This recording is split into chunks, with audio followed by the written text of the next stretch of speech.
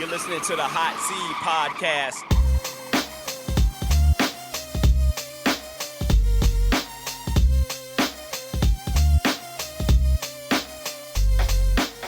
Welcome all. I'm Sean, along with my co-host, Auntie Earl. Hey. Dave. Yes, sir. And you guys know what it is. We're just dads with mics, gamers with headsets, and a whole lot of unfiltered conversation. And as always, make sure you follow us on Instagram and Facebook at the Hot Seed Podcast. Be sure to listen, like, rate, review, share, most importantly, enjoy on Apple Podcasts, Spotify Podcasts, or wherever you get your favorite shows. And go on over and subscribe to that YouTube channel at the Hot Seed Podcast. And, check out the website, man, thehotseedpodcast.com, where you can find both the YouTube and the audio side as well.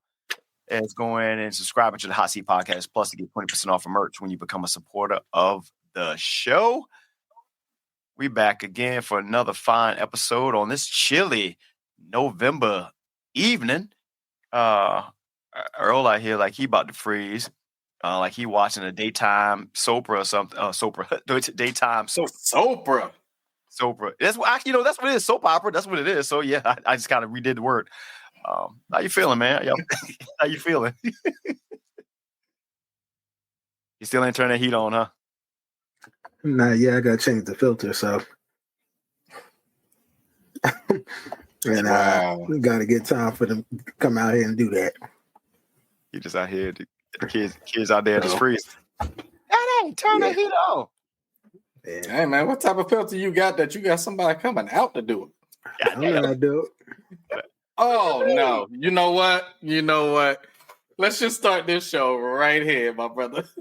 Did you just admit on this podcast that grown man Earl don't know how to change the filter to his HVAC system? I don't.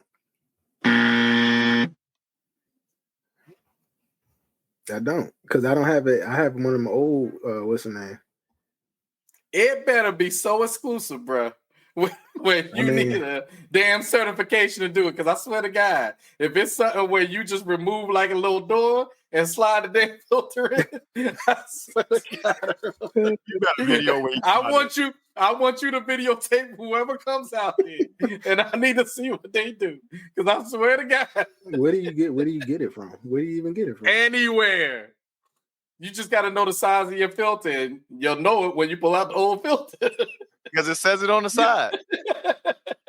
You can take that shit to Lowe's or Home Depot. I swear to God, if it's an easy replacement, the person gonna come in laughing their ass off. Give my $150.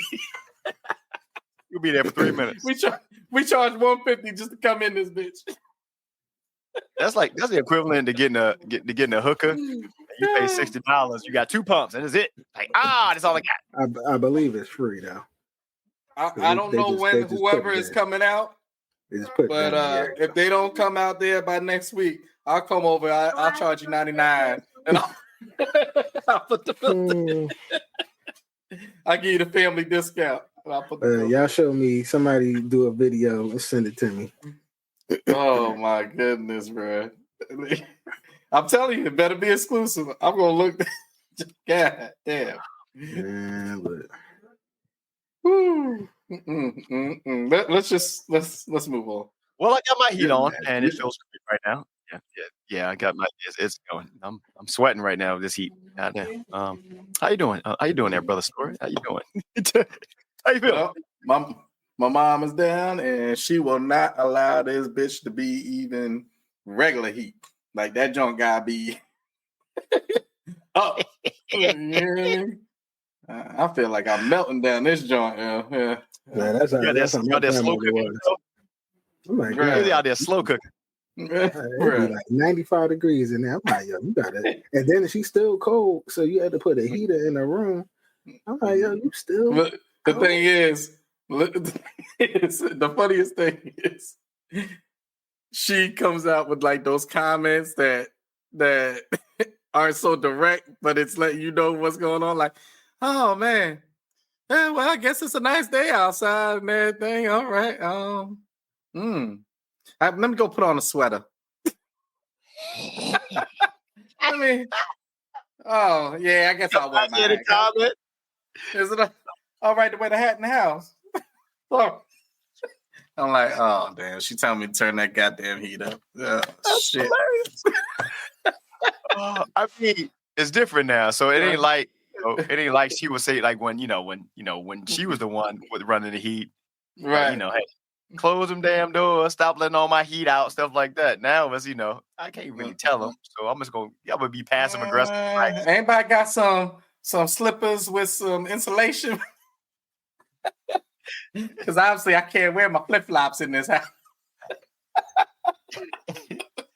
Guess we should go ahead and open up all the windows then if we're not gonna turn the heat on, Like, wait, that'll make. I see what you did there. Might as well let all the animals from the outside come on in. Yeah. Let the church say amen. The ultimate one be like, ultimate one is, hey, when does winter hit this year? What's winter hit? All right, fair enough. I mean, amen. So y'all turned on the fireplace yet? Shit like that, bro.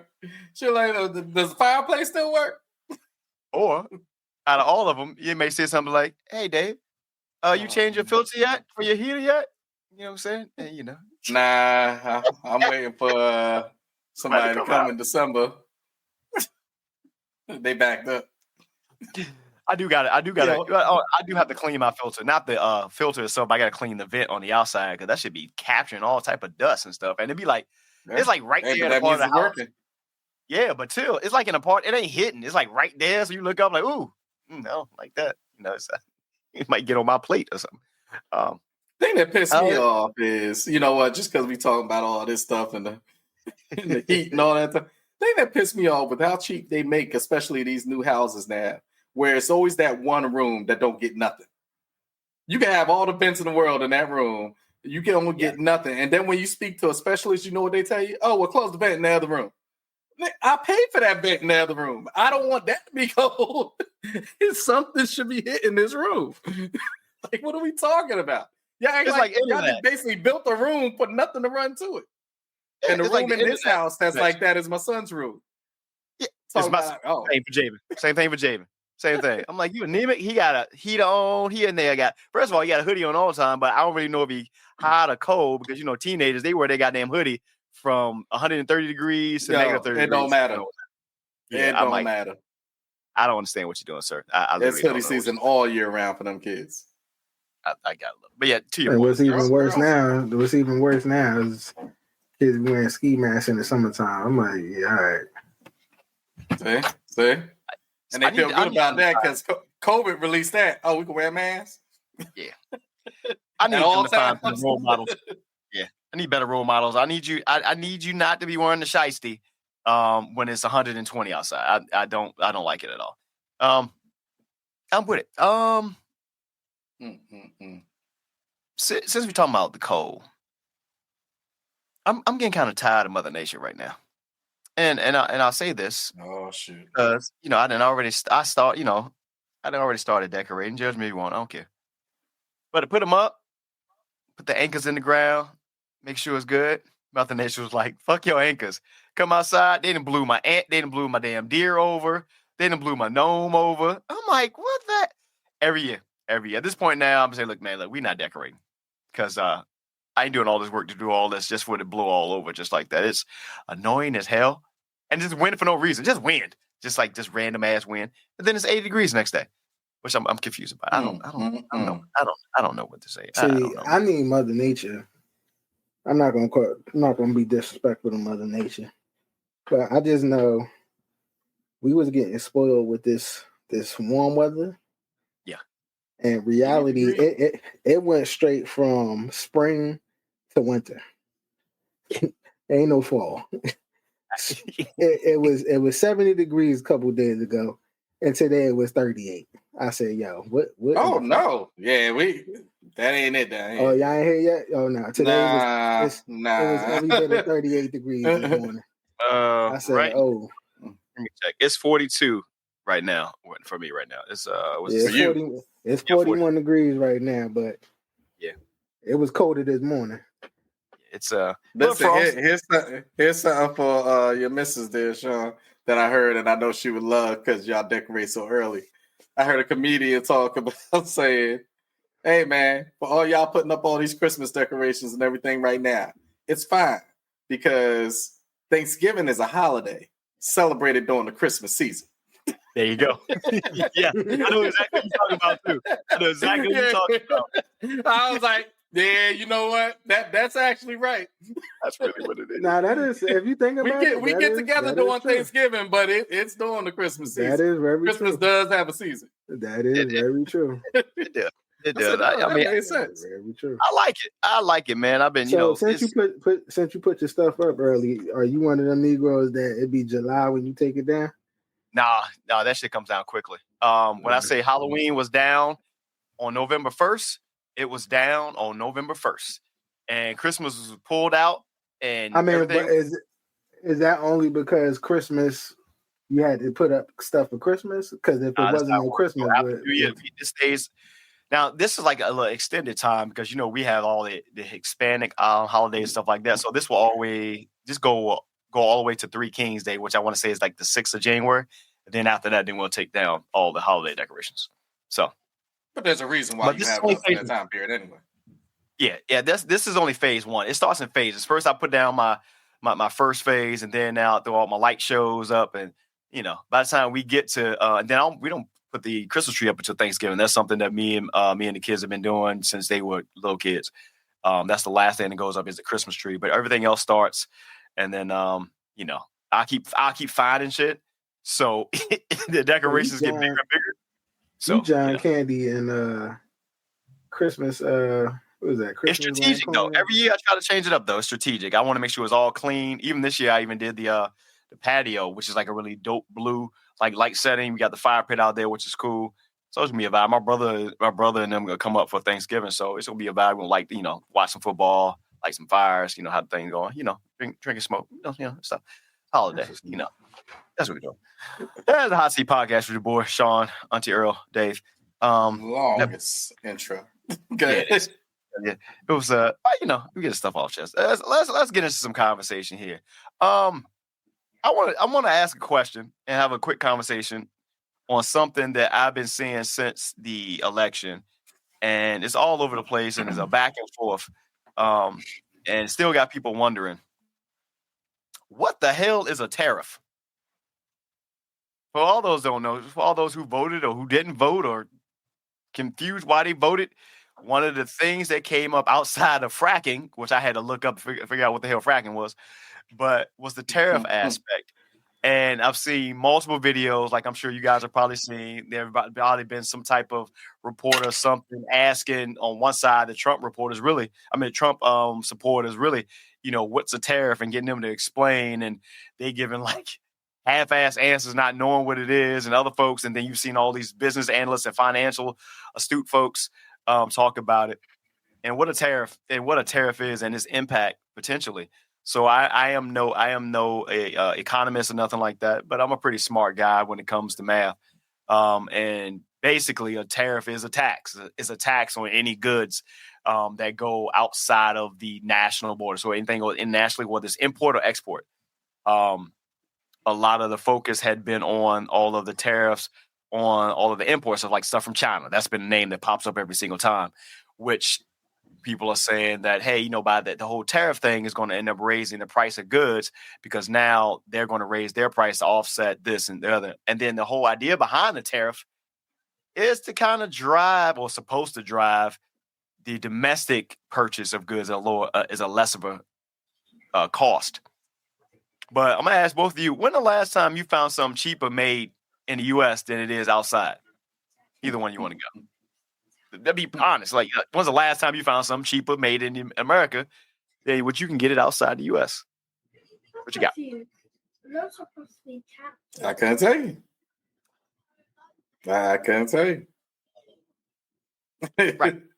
Right. It's and half the people that are honestly gonna even be part of that administration that run their own businesses, guess where they do most of their business at? Yeah. Overseas. Yeah. So that's why all that stuff just brushes right by my head. I don't, you know what I mean? Like, it's whatever. It's just a nice thing to say during a campaign. Yeah. It's such a sticking point for people who don't really know how it works. And sometimes it doesn't even affect them. It really doesn't. At the same time, people act like they say, well, you know what? Don't buy imported goods. Just buy made in America stuff. And if you go look at the made in America products on like some of the bigger scales, they may have like the made, like think about a vehicle. There's probably a big component of that vehicle that is made doing like the big important part is made on the US side.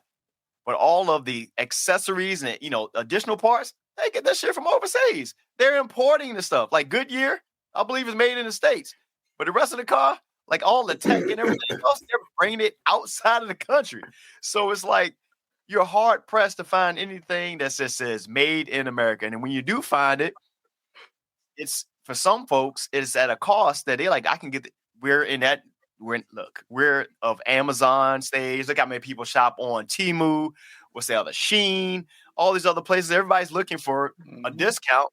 Not because they cheap. It's because, hey, man, I'm still paying $12 for eggs. So if I can find this thing, these Christmas lights at $5 instead of $12, I'm going to do it.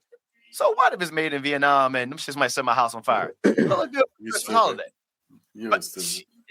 But that's how that shit goes. So we've been on the international, for lack of better terms, titty for so long, trying to push everybody to shop and do business domestically.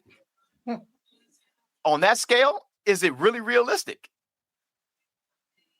Honestly, is it really realistic to hey, what you got, Earl? Food is expensive everywhere, bro. That's all I got. Food is fucking expensive everywhere. But I mean, I shop at Lighter, so I don't really. I don't know. I really don't see it as much. Mm-hmm. And then I get the same shit, so it ain't.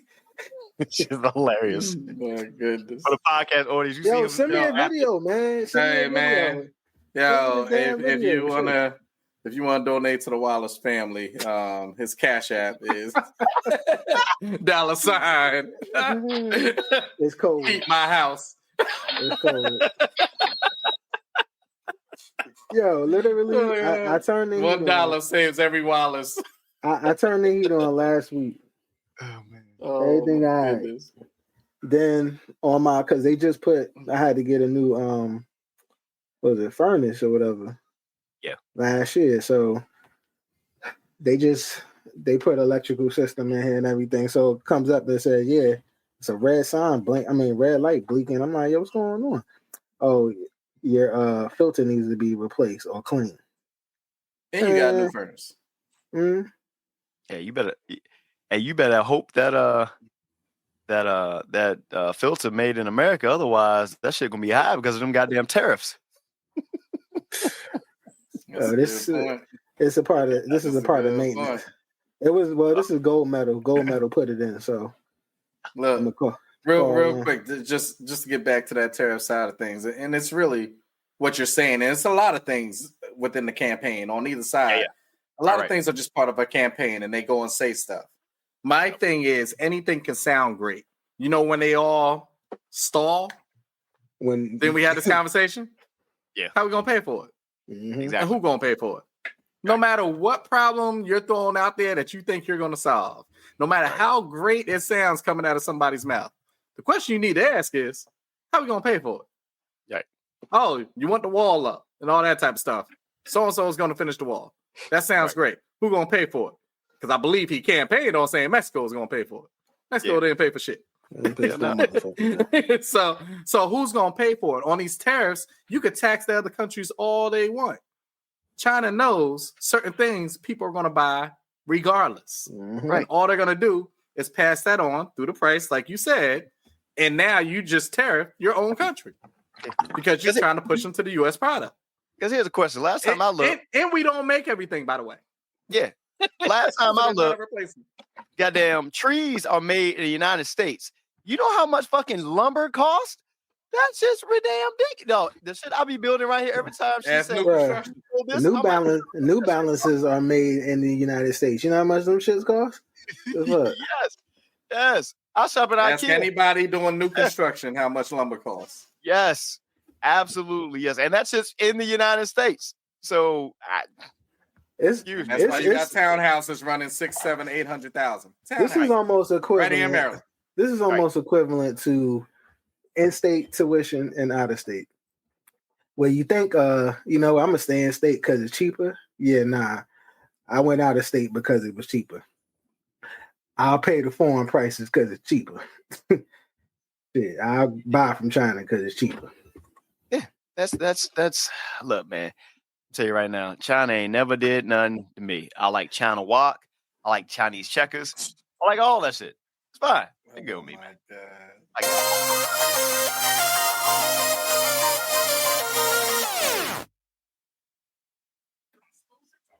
Podcast with your boy Sean, Auntie Earl, Dave.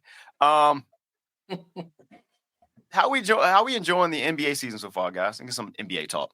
Hey, yo, real talk, yo. Yeah, I was about to curse. After NBA. Sorry. Knicks fan talking. What you got? No, it's not even that. I watch it for. There's the same reason for me. Go ahead. I watch it for a betting reason. Right. So I don't watch it. And honestly speaking, I don't. It's always been my rule. I don't really get too much into the NBA until February. Gotcha. And that's after the football season. Like I'll watch it here and there because I need something to watch. In between the void of no football. You know what I'm saying? But also too, this NBA or this generation of NBA it's hit and miss. So like he ain't said it all way, but okay, you getting it. Ain't. I'll say it. I'll finish. It's hit and miss. Like I'm literally watching games, and by the second quarter, they up by 30, 40, 30, 20 points. Pause right there. So there's a conversation, and see if Earl remembers this conversation because I had it directly with him because he wanted to tell me about a certain player called Kawhi Leonard. And I told him that Kawhi Leonard is a great player when he plays. Yeah. Now, I know he's had his injuries and things like that. But the NBA has turned into so much of a business that it's not even enjoyable to watch anymore. Yeah, it's prima donna. When you sit back and you come into a season, and I know he's hurt, but let me get to it. When you come into a season and it's already stated that one of your past MVPs, Mr. Joel Embiid, says he's not going to be playing back-to-back games. By the way, this is a player that played in the Olympics. I'm not going to be playing back-to-back games because medically I'm not cleared for that. There's a problem. When you have a person like Kawhi Leonard that basically had to be kicked off the Olympic team. And now he's not playing and now he's coming in, all these type. There's a problem with nobody points this out. It's just like, oh, okay, like it never happened. No, bro, you were going to play the whole Olympics for a gold medal, but now you can't play for the team that pays you. You can't play in front of the fans that pay you. And that's what the problem is to me. So when you ask me about the NBA season and things like that, I never had to worry about those things before. You know what I mean? Imagine us sitting back right now, Sean, saving up for a game to bring our kids on out there to see a specific player come out here and kill the Wizards. And then that player's not playing. So no, he off tonight. Yeah, so like that kills me. So I'll give it back to you, Earl. But that's where it just goes for me. I don't get hyped for it no more. Yeah, I do got to get more than halfway through the season. So go ahead, Earl. I think I would be more mad if I actually went to the game. And that's another reason why I don't go to the games. Because it's like, you never know. And quite frankly, like, I appreciate the Knicks because the Knicks don't do that. Like, if the Knicks if they hurt, they ain't playing. They hurt. Yeah. You know what I'm saying? And that's fine. People get hurt. Tibbs is not having that.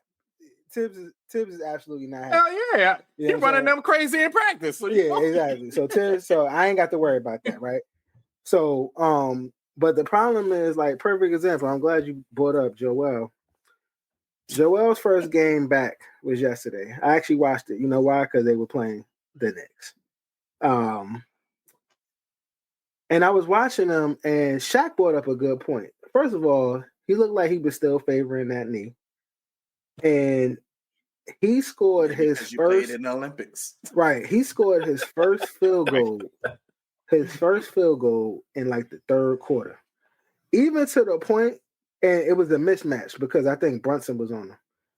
Even to the point where the crowd went crazy and he was sarcastically like, yeah, like clapping and amping them up because they were like, yeah, because like being sarcastic, like you just scored your first field goal, bro. And it was on a mismatch.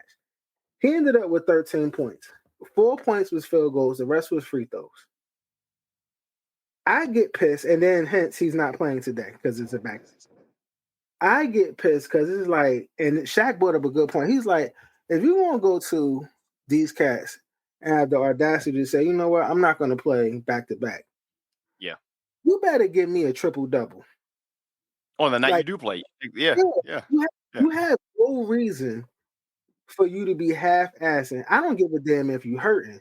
Like, if they agreeing to that, I don't care about fuck your knee. Like, you better be out here letting it all go, bro. Because like you can't. And then my part, like you can't justify that. Because what I'm gonna do, I'm gonna tell you like this: if I sign a contract and you hit me with some, or I'm giving you a contract and you hit me with some, I'm not playing back to back. Oh, okay. Matter of fact, let's redo these numbers. Because you don't have to play, but for every game you don't play, I pay you for. I'm not paying you. No way. I pay you for 86 games, and you gonna sit here and tell me, yo, you not playing back? All right, cool. You're gonna see that as a clause in contract. Yeah, it should be. You're gonna see that. It should be. That's wild. That's why they changed that whole thing for the awards. But I'm happy for that. But they don't give a shit. But it sucks though. And going back to your point, my bad, Sean. It sucks because like they not thinking about the people that is the reason why you're a millionaire. Like the people that spend all their hard-earned money to take their kid and to take, spend all this bread and all this concession shit to come see your punk ass play. Like, and the least you can do is suit up and play. Like, the fuck? Like, that shit. That's why, like I said, that's why I don't go to games like that. To encapsulate both of y'all point, and again, and this is not these guys, what they do on the basketball court, we could only dream of doing. Man, fuck that. When I had my knees, I could. Fuck that. What is clear is sometimes talk about all the other sports. NFL, they were trying to increase scoring, so they did things in there that it makes it harder for the corners to do their job, but there still is a level of competition in action.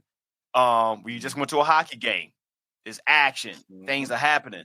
Baseball, different type of style, but they're still, they sped up the clock with the pitch clock, things like that. Still some action, the whole shift rule and all that stuff here. NBA basketball is boring to me, bro.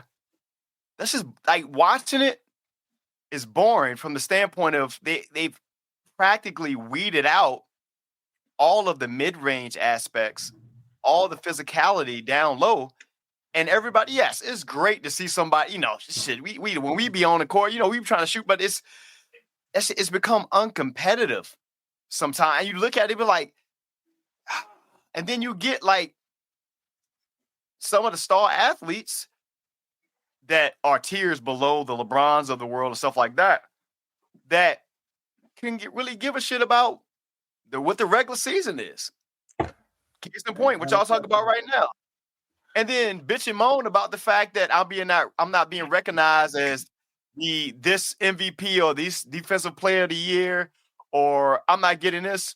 Like, you haven't even earned it. Like, we always talked about the Jordan rules on one side, the physicality that was placed upon him, but he also had those other rules where, you can argue sometimes when he had that turnaround jumper, there may or may not have been some ticky-tackish fouls, maybe. But he earned it. That's how you earn certain things in the NBA. They get the benefit of the doubt. Hell, as much as we hate it, James Harden was milking that shit for the longest time until he couldn't no more. The competitive nature of the NBA, to you guys' point, it's become more about business than about the competition from what I see. And watching a game, that shit will put you to sleep.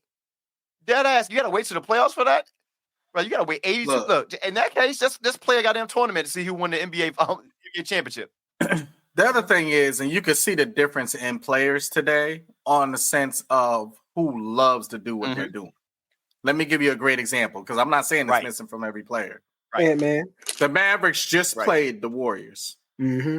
If you didn't see how Golden State represented for Klay Thompson, that's the way it's supposed to be when a star has brought those type of chips and that type of accolade to a team and to an organization. Right. But you want to know what I remember the most? If you watched the post game and you saw Klay and they were asking him different things, and the emotion that was in his face, he said exactly what Earl just said. I'm not used to being on the other side of it. And basically, I didn't like it. Yep. I hated it.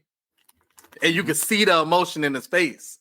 Like, and that right there, I'm like, okay, yeah, this is what I can stick with right here. This is what I want to watch.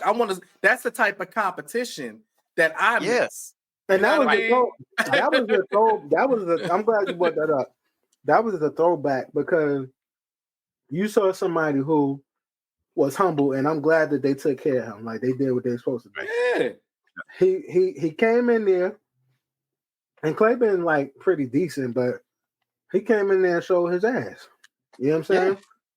Yeah. But what I love about the competition, and even Draymond, you know, Draymond on some, if you ain't with us, you against us. But he showed love, but he was He couldn't say anything else but that. Yeah. Between the lines, we're gonna get it in. And Steph, he like, yo, that's my man. But trust and believe, when they took that ball off, and you're not gonna get a win, because I want people to understand this is my town. You know what I'm saying? And sure enough, he let it be known. Yeah, thank you for your service. But I just want to let you know why. But that's the way it should be, and that's what I'm saying. And it's still love. It's all love. And something that adds to that is the fact that you got three future Hall of Fame players that they all earned Hall of Famers, Hall of Famers that earned their way and earned their space in the NBA. None of them were high draft picks. Hell, Draymond was a second round pick, if I'm correct. Steph Curry, as great as he was in college, he still went way down. Same thing for Klay Thompson. These guys earned everything that they got. And to your point, Earl, this new shift of generation of NBA coming in, a lot of it we talk about it all the time. We see a lack of fundamentals, which leads to a lack of good competition. Ain't me this week. And then right now we're hanging on to, like, in a way. Yeah, it's weird. It's horrible. I don't know what just happened. But anyway, I don't know if you guys heard. So I was like, really what they're doing is we're hanging on to a lot of the OGs to keep, like, the competition levels high. You know, we're still hanging on to LeBron, bro. LeBron leave, this shit all goes downhill. I mean, you got a lot of other guys, but really honest, he draws the eyes in. I'm not gonna lie, and I say this with respect. But LeBron don't excite me when he plays. LeBron only excites me when he don't have his supporting cast, because he ain't got no choice but to play. So when AD is sitting down, that's when you're gonna get aggressive LeBron. That's when LeBron gonna have like 30-something, damn near triple-double. But when AD got his people, he's cool with just getting my guys open let them get off and before, you know what I'm saying? So he ain't the draw for me. The draw for me is like Steph. And especially now since he got to work a little bit harder, like I like to see Steph snap. You know what I'm saying? Like that's a draw for me. Yeah, Or there's probably nothing like it in the NBA when Steph snaps. Yeah, for him, yeah, that's a completely different thing. Yeah. Your mic. Yeah, or watching like the Knicks when they play all around basketball, that's a draw for me. Or watching somebody like an Ant-Man go off or John Morant, like those are the draws. It ain't really LeBron. Like I appreciate what LeBron doing, but he ain't exciting for me. I got it. Now playoff LeBron a little bit different because again, he gonna play harder. What about in season? What about in season tournament, LeBron? Yeah, I'm good. Because that joint's so important. He the only one that gives a shit about that. So yeah, you know what? You're probably right. It's oh god. Got to create a tournament. I don't know if it'll ever go back to what it was before. He probably be bringing them shits up in conversation and argument. Yo, what about the end season? I got two of them. And nobody else got that. Nothing won't get better. Go ahead. What you saying, Sean? Because you coming in. Until, man, that I don't know. This is weird. I don't know. It's being stupid now. But I say until you get a higher level of college competition across the board, we're going to continue to get the same thing in the NBA at times where you got a lot of draft picks and you'd be like, I got to wait till they get about year 3 or 4 before I even think that they're relatively NBA good. I think the shift is coming back. Like we can always fall back on all the guys. I think the shift is coming though, because there's a couple of guys that at least I could say I'm getting excited about because I know they about to kick up in college and I'd love to see what they do in the NBA. Yeah. But tell me. Flag. I mean, what's the white boy from Duke? Cooper Flag. Yeah. Harper. What's the other boy? What's his name? Dewan Wagner, little son. There's a couple kids. So we are starting to get a lot of the OGs kids, coming out of college. Remember Dewan Wagner. We can see, guys. We was in school when he was getting off. I remember that shit. I like it. Let's do some more remembrance.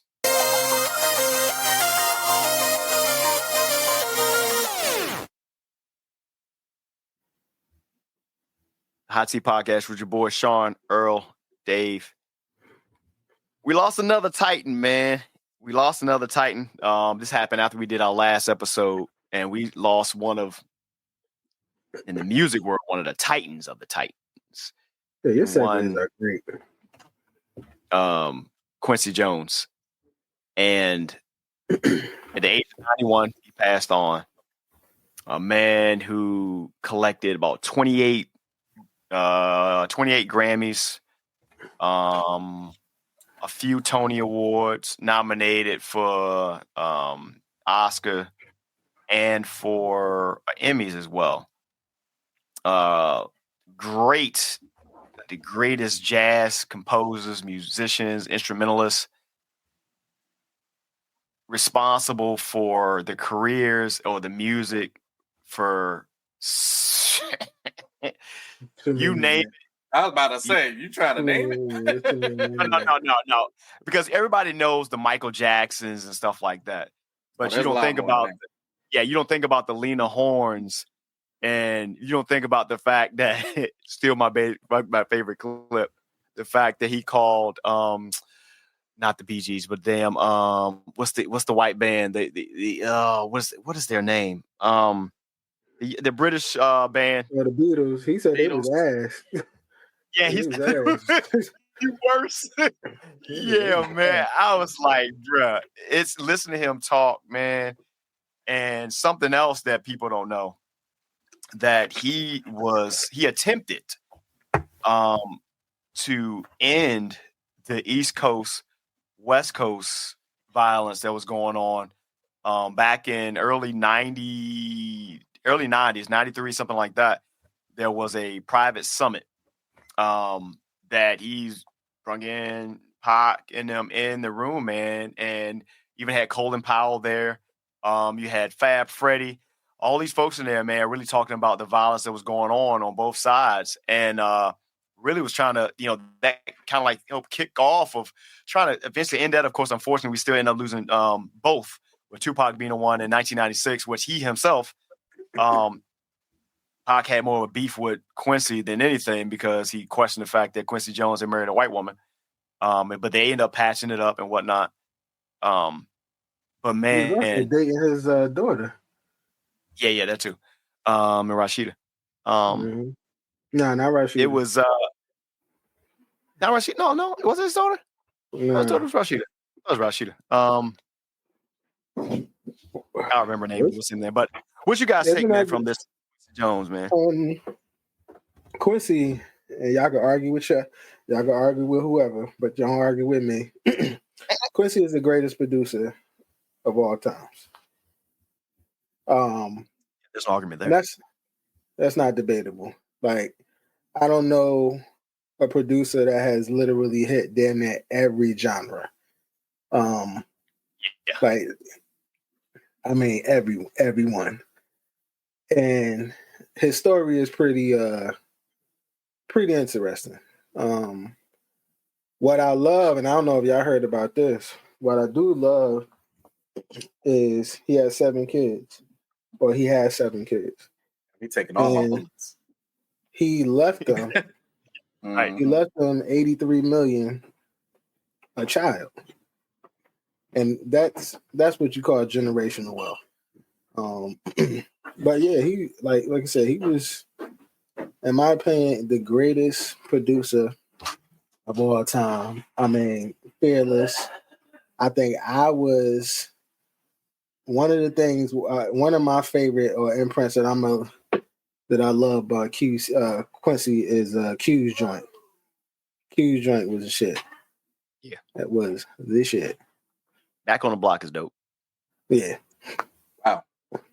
So every point of everything I was going to say, every single one of y'all touched on. So yeah, I was going to touch on the fact of the kids and how he broke down that well. They also have. He still holds the Masters, so that's going to be divided up too. He still has Masters in his name, so I don't know specifically who. So I'm saying that that's still going to be split up. That's not part of that 83 mil, right?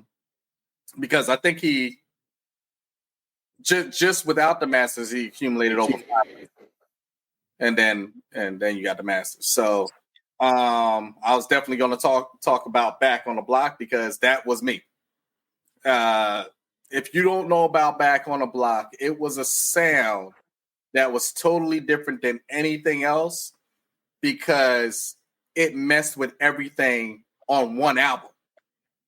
Mm-hmm. So when you're talking about genres, you went to different places of the world on one album. Go check it out. It out.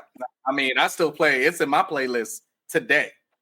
You want to see the introduction to Tevin Campbell? Go to Back on the Block. Yeah. That's where I started first hearing Tevin Campbell. You know, when you talk about, I forgot the name of the group. It's like an African tribe. They performed, I want to say with on Broadway for the show Sarafina back in the day. Okay. They're on a joint, like different sounds like that. You had the jazz in there. You had the real soulful music in there.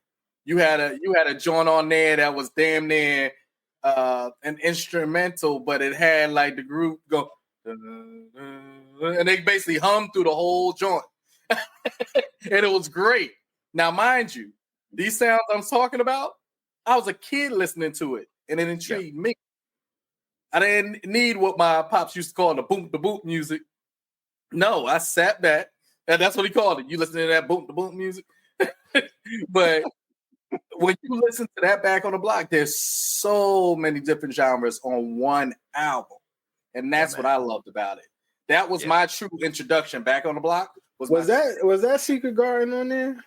Yes. If you think Secret Garden is on there. You. Yep. That's on the Back on the Block album. Show you're right. You think The 90s, also which is man, take me also back great.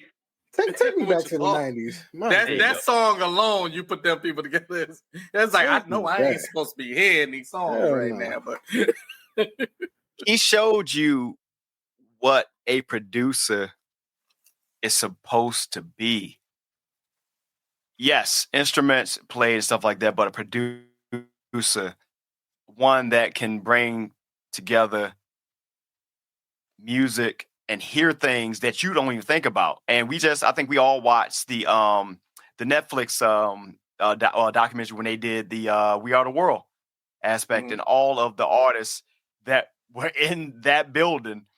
And yes, he was working there's with other documentaries for Quincy too on there. Yeah, but him just having the ability to morph into whatever the situation required for him to hear that. And that is something that I would not say that I modeled myself after it, but it was something I understood, where depending on the situation or the moment, being able to have a different sound for that particular piece.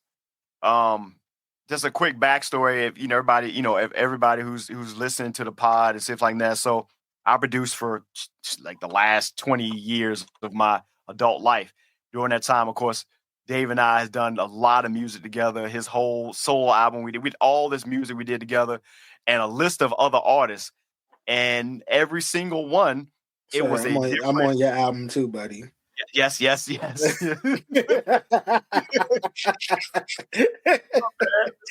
Wallace. But it was something that's so gratifying, man, to work with an artist or a musician and to be a blank canvas, and you walk out of that studio session or walk out of that and it sounds completely different from the other 10, 20, 30. In his case, it feels like thousands of people works that. And sometimes you don't even know it's a Quincy. He never had a sound. That's the thing I like about it. Quincy Jones didn't have a sound. Like, you wouldn't know it was Quincy until you looked at the credits. It was like, oh shit. You never lost his ear either. Yeah, never lost it, man. And he heard things. And Pharrell has this song that I would call it Seeing Sounds. Like that was NERD. And you're seeing, like, when you're playing music and you feel it, but you can just see, you kind of, if you really immerse yourself into it, you can see the waves and the signals and the colors and stuff like that. If you're a really, really, really music head and you really let yourself enjoy it, that's how I believe Quincy Jones interpreted music. And it started with him. It's incredible, man, his entire life. And I challenge anybody to read his book, which is really, really great. He talked about the things I was talking about in that summit there. He talks about the Beatles. He talks about, the king of pop himself and how they created Thriller, and the fact that while he liked Off the Wall, he did not like Thriller, and vice versa. Michael Jackson didn't necessarily like Off the Wall. He liked Thriller. So it was like two opposite things. It was crazy. What's the one? What's the song? Oh, you're talking about shit. Well, whatever. So you know how yeah. So you know how the violins is in the beginning. Yes, which is like the most. They doing that tremolo. It's so dope. Yeah, the most like recognizable piece of that song. Yo, Michael Jackson told him, he was like, I like the song, but I just want to take the violins off. It's messing up my vibe. Man, he said, man, I ain't taking that. He was like, that's the most influential, recognizable part. I ain't taking that shit off. And he was like, well, what ended up happening? He was like, you had the violins on there, right? But you do know. Listen. You do know some of the best songs ever made. Period. Not just Quincy Jones. Yeah. Were made by accident. Oh yeah. Absolutely. Some of the best songs ever. I sat back, I was watching a thing, that was today, when they were talking about DMX hated Rough Riders Anthem. He never wanted to do the song. Yeah, and they were breaking it down, and he lost a bet playing a card game. That's how they made the song. He was playing a card game, and he said if he lost the card game, then he'll go cut the track. And he said he wrote that joint in like 15 minutes. He's like, yeah, I threw that thing together in like 15 minutes. Now, it's an anthem. You know, it's funny since you're on that, and I thought this was crazy. So, you know, one of my favorite artists is Bilal, right? So, you know that song Sometimes, right? I wish I was like, so that's probably one of his most recognizable songs. So they were saying that song came or was created as a joke. So I don't know if y'all remember that horrible hip hop movie with Beyonce and Mos Def and not Omar. Not Omar Epps. What's the other guy that always he was in a lot of the 90s black movies, like popular. Damn, not Omar Epps. No, you Cadillac Records. Who? Was it Cadillac Records? No. Sean, what you talking about Malik Yoba? You talking about Malik Yoba? No. Okay. Nah. Matter of fact, he was the black guy that was in the I Know What You Did Last Summer. All of them movies. Oh, Tay Diggs? Nah. With Brandy and them. I thought it was Tay Diggs. Oh, maybe not. Okay. Anyway, so it was like some hip hop opera junk, right? I know what you're talking about, though. And it was trash. I just remember it coming on MTV. And he was saying Common, all of them was in Electric Lady Studios, right? And Common was all, because this was doing a Soulquarian movement and all of that stuff, where they was making all of them dope ass albums with Mama's Gun, D'Angelo, The Roots, Common shit. So Common was all hyped because he was like, yo, I'm about to go out for this role. And it was that movie. So he was like, yeah, I think I'm gonna get it. Carmen hip hop. Carmen, yes, Carmen hip hop. I had to find it out. Who was the actor in it, the black guy? I'd have to look. Give me a second. Go ahead though. So he's like, y'all, I'm all hype. I'm about to go, try for this. I think I'm gonna get it. He comes back and he was like, yeah, man, I ain't get the role because Mos Def got it or whatever. Because Mos Def was the cop in that shit. So he was like a dirty cop. So James Poyser, my man from the Roots, and all of them was Makai. Thank you, Makai Pfeiffer. All of them was in there, and they were shitting on him. Man from the Roots, and all of them was just shitting on him. So they was making jokes. So they end up playing Mos Def's Maumi. They was playing that shit like every single time he was talking just to shit on him. And then they will also play Can You Pay My Bills? That shit. And then they merged them shits together. Like, because they was joking because Mos Def was in the movie and Beyonce was in the movie. So they would play them two songs and they would just like be shitting on them every single time Common started talking. Then come to find out, that shit ended up turning, and when they merged it, that shit ended up turning into Sometimes. So I was like, oh shit. So when you actually hear it, you hear elements of both songs. So I was like, that's pretty dope. So I that just made me think of when Dave was saying like, some of your greatest songs come out of mistakes. Yeah. Or some bullshit. It's having those moments. I don't know how often you get it. You still get some of the artists now to do it, but actually it's an organic situation where you have creative minds in a room and you create a piece, but and then the ego is not there. And you also have somebody who can take that piece and actually elevate it. And it helps when that person knows things like music theory and stuff like that. And the same thing over and over again. We still have a couple of folks in there, and I'm not comparing them to Quincy at all. I mentioned Pharrell. You got Timberland there. You got guys you don't hear about anymore, like Ryan Leslie and those guys. You don't see them, but they do behind the scenes. Ryan Leslie, that's my dude. Yeah, man. Does Pharrell know music theory? No, I'm asking. I'm being serious as shit. You do. Okay. Yeah. It's you watch some of his watched some of his videos of him there when he's talking about the way that they're playing different chords and arpeggios and stuff. That I'll listen to a lot of Jay-Z stuff, especially when the keys are playing, and like if you strip away all the drums and all that and just go with the piano part, and like, man, how is this going to work in rhythm? It's like you got competing timing and something like that, and going in and not too far away from Quincy, man. It's just the ability to just. I mean, he even got an award from like the French minister, for like it's like a cultural award he got out in France. Of course, he got a humanitarian award as well. He got the Kennedy National Honors, so on and so forth. Like his music, man, touches to your point, Earl, every nationality, internationally, nationally, it's global. It's insane.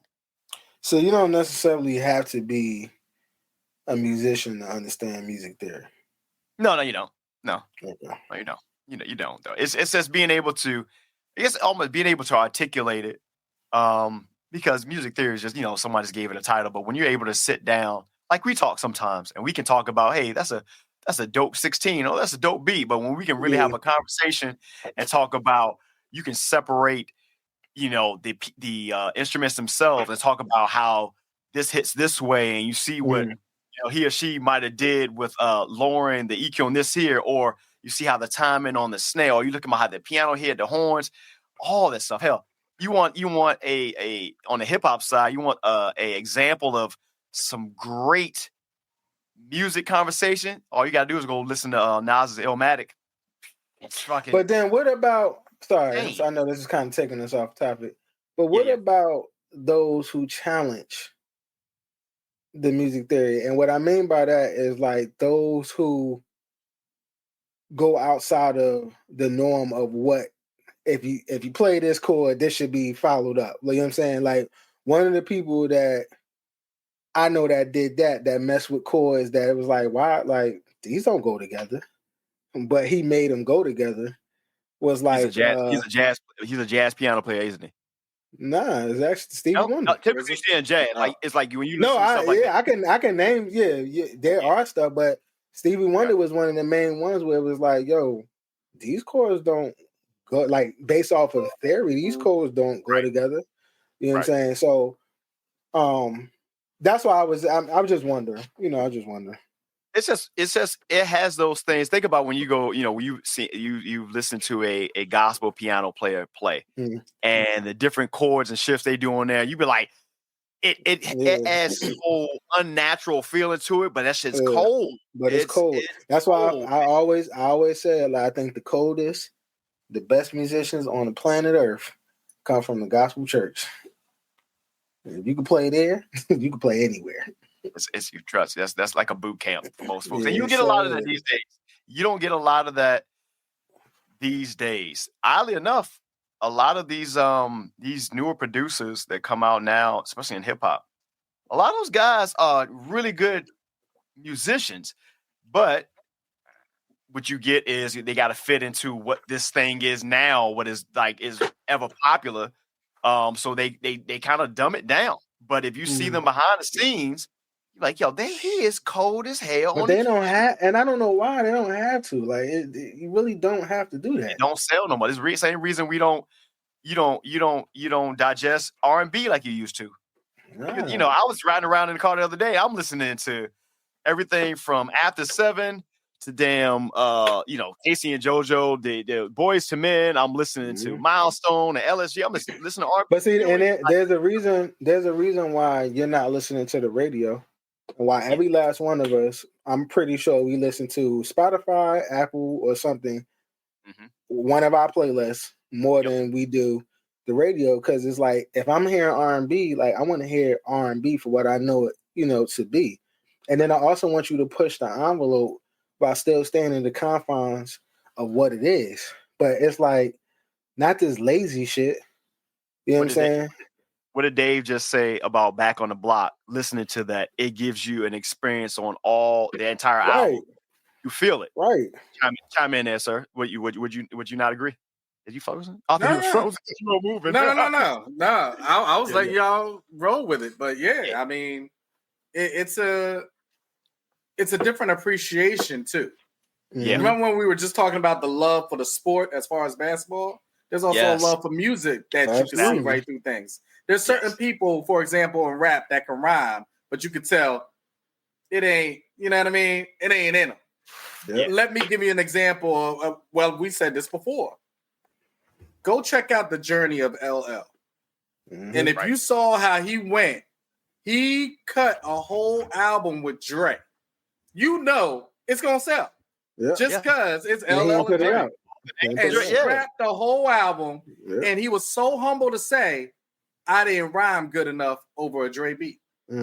I didn't feel comfortable. It wasn't me, and I wasn't going to mess up his sound. Right. I respect that. So then, just by accident, to basically get around Q-Tip and now release an album that I can't stop playing. Okay. Can't stop playing. You got to feel. And it gave you a feeling, right? You listen to it, and it gives you this feeling. And I see exactly why he waited. I see exactly why he waited. Speaking of feeling, like, it's funny because Sean, as soon as you said, no, actually, Sean, the one, or Dave, when you're talking about Quincy Jones joint, and we was talking about Secret Garden, like, when I hear some of these songs, bro, I remember where I was at, like how it made me feel. I remember the time frame, the smell.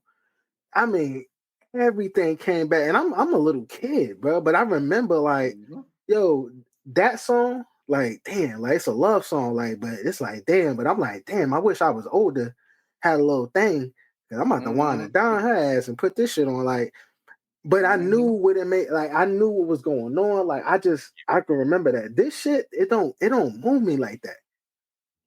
It don't move me like that. I feel sorry for these kids. It lacks a soul. Like, this stuff is it's like the difference between eating slow cooked grits, if you like grits, or instant grits. I love grits.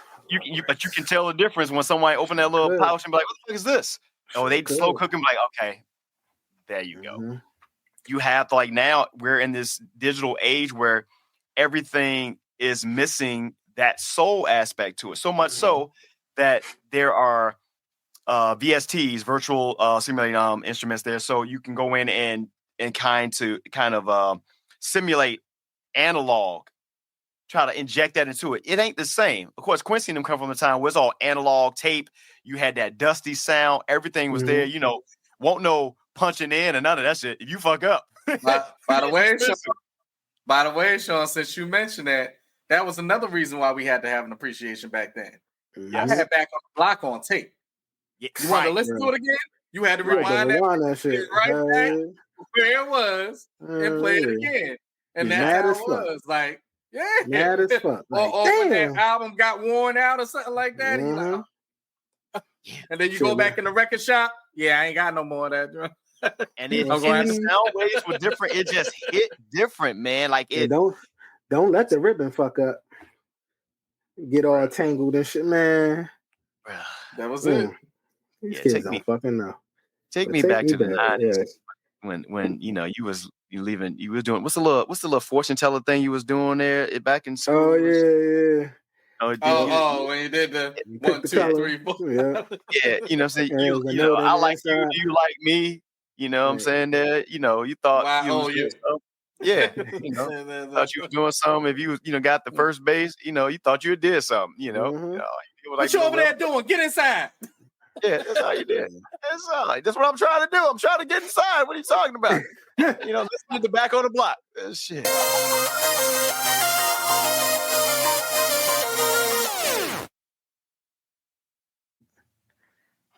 I'll podcast with your boys, Sean, Auntie Earl, Dave. Let's get into some video game corner. Y'all ready? Right. I don't even know what that is, but I feel comfortable with that. Where's the trans? There we go.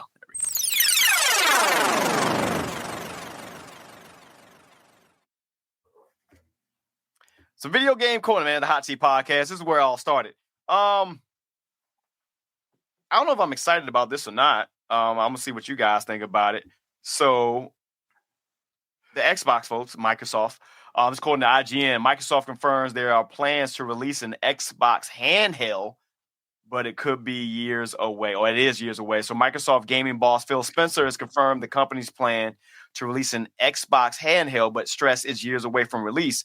In an interview with Bloomberg, Spencer said the expectation is that we would do something in the handheld game services category, but such a device is a few years out.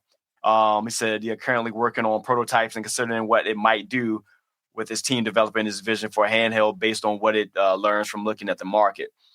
I feel like this is in response to what's those attachments that we've been like. Actually, we're still looking at today those mobile attachments.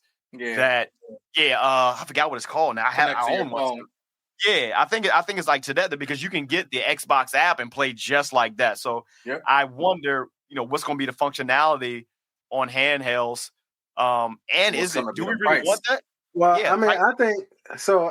For me, I'm looking at it like this because even when I talk to my students, I feel like Xbox is for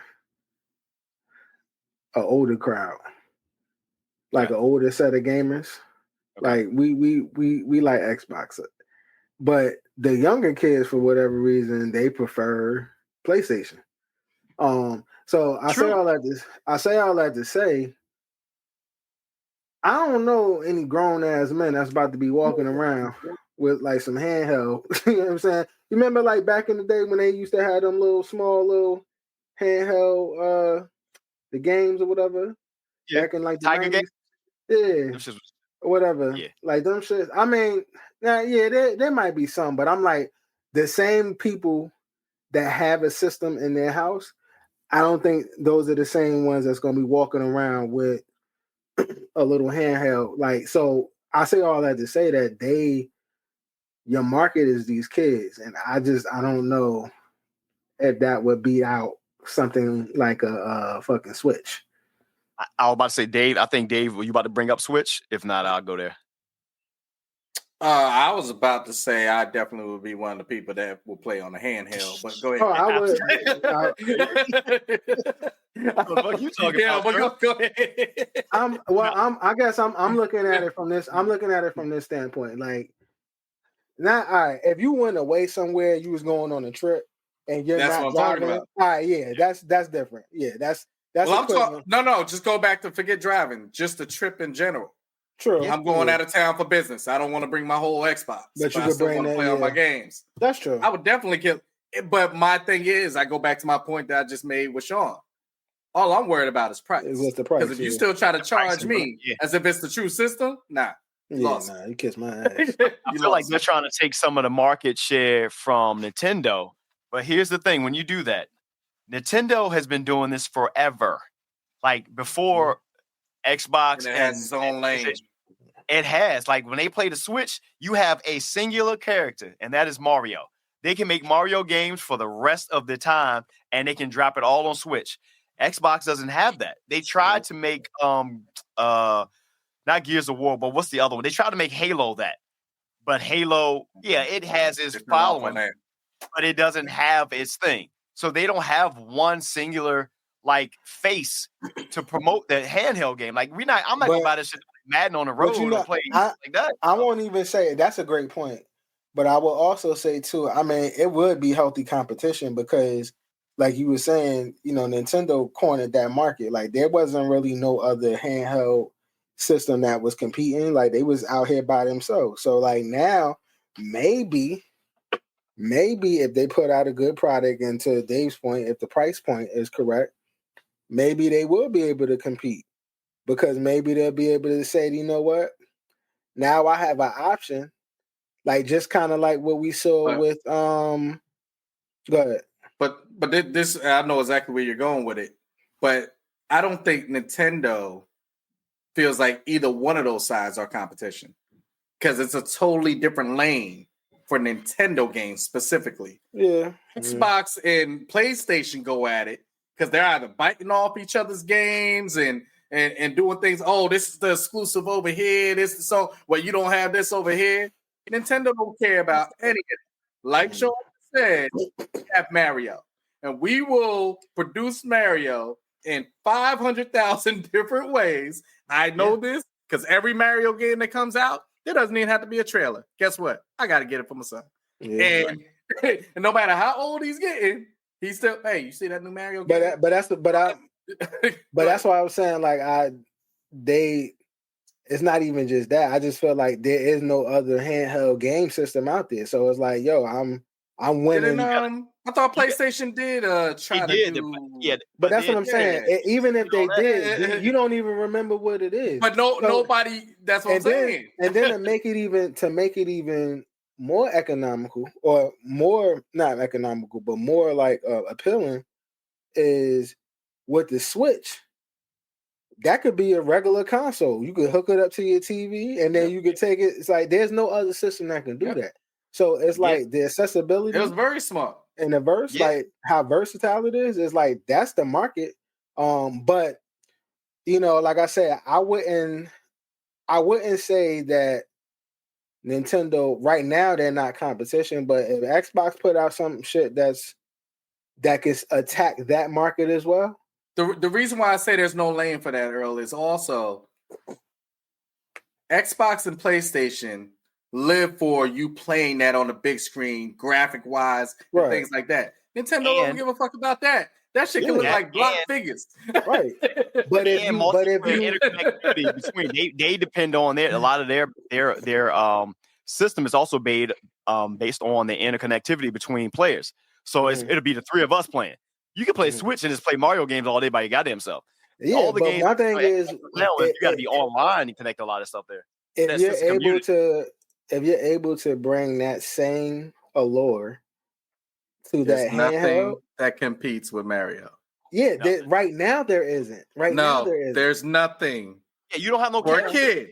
There is nothing that competes with Mario. They go from Mario. My son will play anything Mario and Sonic, and they all come on the Switch.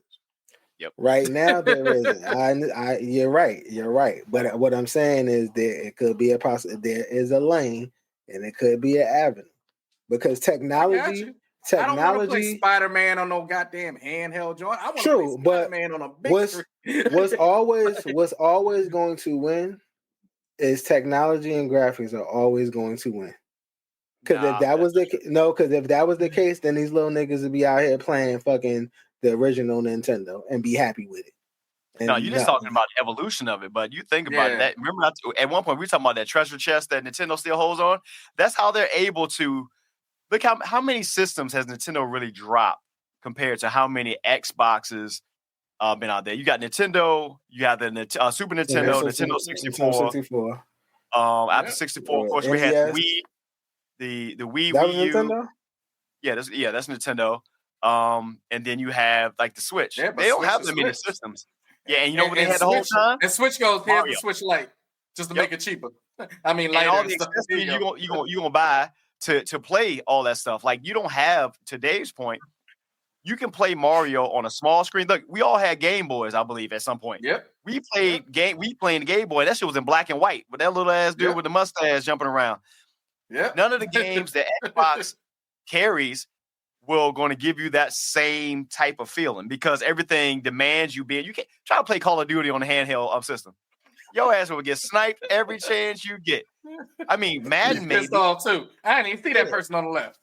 Yeah, so really they got Madden and NBA 2K, but they don't have one particular thing that really.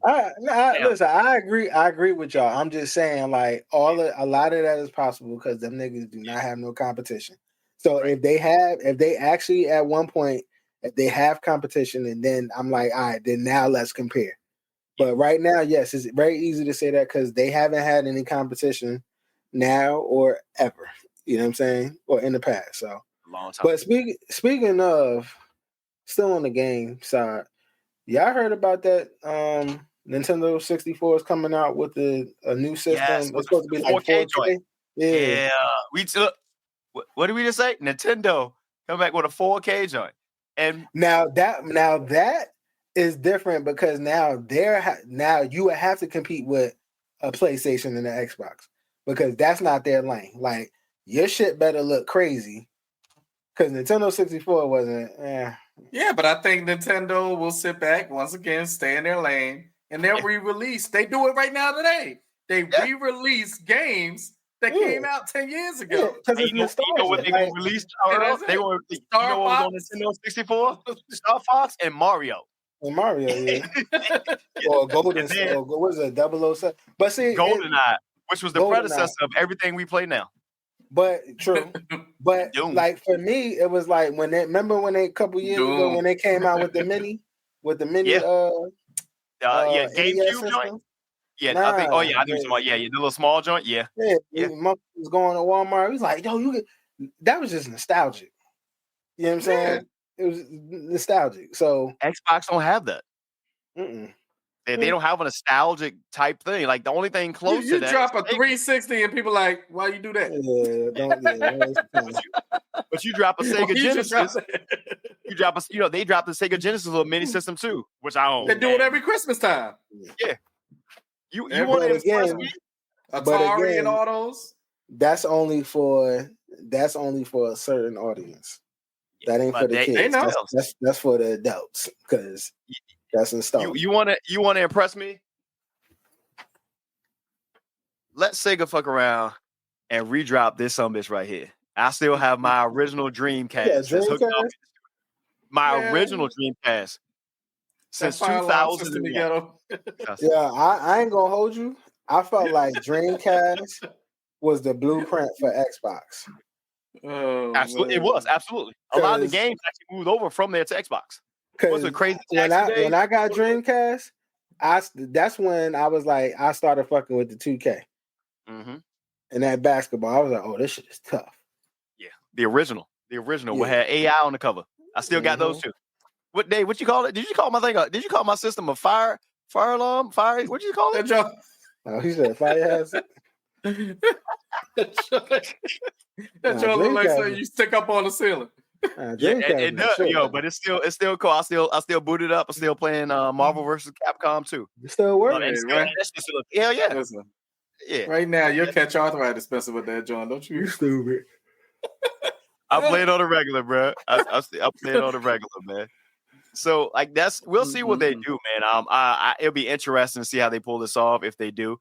I think the biggest thing they can do, if they can find a way to allow you to connect to everybody else like that from that, like if you're going to play multiplayer and do that on the go, game breaker. I mean, you can game because now you got people really on the go. Be like, yo, I got this Madden game I'm trying to play, and I can play. Hey, you're literally on the go all the time, and the server be okay. Because even now, when I play using my my device, and it's using that mobile aspect, you got to be connected to 5G in order for that shit to run like how it's supposed to. So, I mean, we'll see where it goes, man. I mean, it's video games, and they still ain't got nothing classic like Mario. Sorry, Earl. I apologize. Yeah, I agree. Yeah, so go Mario.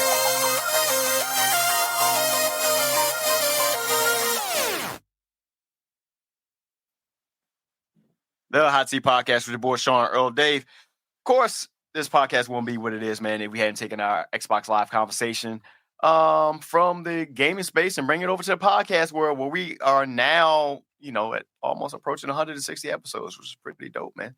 So on Xbox, yeah, you can find us on all of our individual gamer tags. Mine, Sanaa2X. Yeah. I ain't got a lot going on. I'm still depressed about my City Skylines not coming out. I need you to get that shit up, dog. Like, give it up. Hey. We just look. I'll play that shit on the go. Bring me an Xbox handheld. I'll play it on the go. And I am debating. I am debating buying that MetaQuest 3 because the reviews that's on that Arkham Batman game is so good. But I'm like, man, I want to buy another system. Gosh almighty. Yes, so not 2X, man. Oh, Xbox. What you got, man? Not much to storyteller. That's really about it. Knocking out the COD campaign. There you go. Yeah, that campaign is dope. The campaign is dope. I like it. I like it. Girl, you're on mute.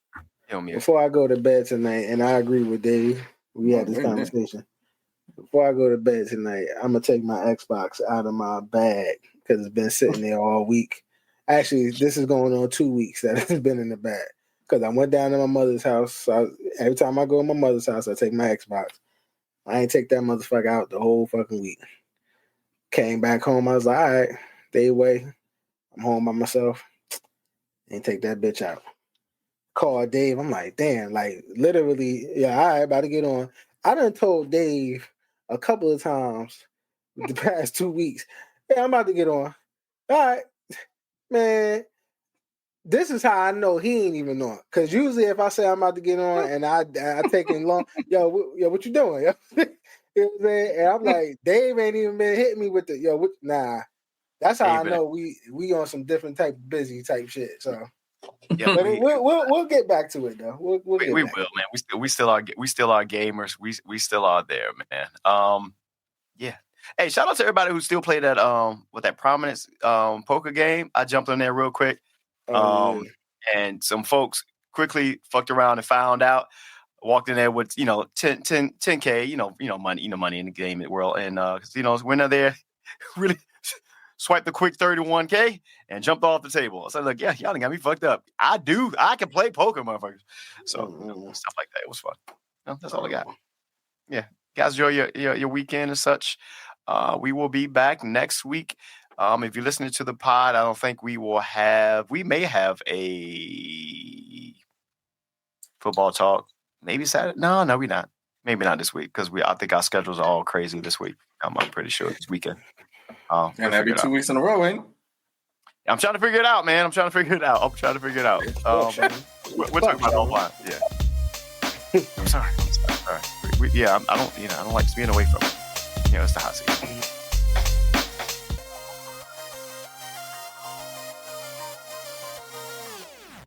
The hot seat.